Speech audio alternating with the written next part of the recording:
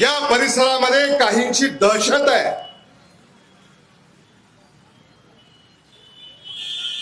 आणि ही दहशत आपल्याला मोडून काढायची. माझ्याकडे अनेकांनी तिकिटाची मागणी केली, पण आम्ही अशा गुन्हेगारी पार्श्वभूमीच्या लोकांना तिकीट दिलेली नाहीत. या परिसरामध्ये सुद्धा माफिया निर्माण झालाय. तुम्हाला लक्षात येतंय मी काय बोलतोय ते. इथे एखादी जागा जर खरेदी विक्री करायची असेल तरी ती करता येत नाही. आम्हाला विचारल्याशिवाय व्यवहार करायचा नाही.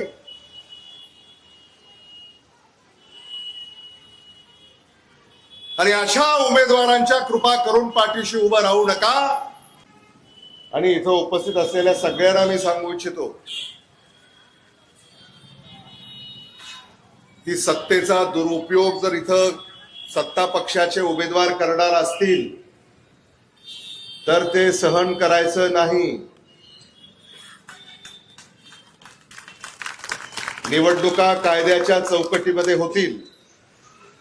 कायद्याची चौकट जर कोणी ओलांडणार असेल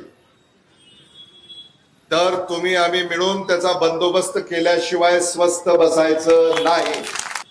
तुम्हाला सुद्धा कुस्त्या करून बराच कालावधी झालेला आहे. त्यामुळे कुस्त्या करायची वेळ आमच्यावर येणार नाही अशीच अपेक्षा करतो.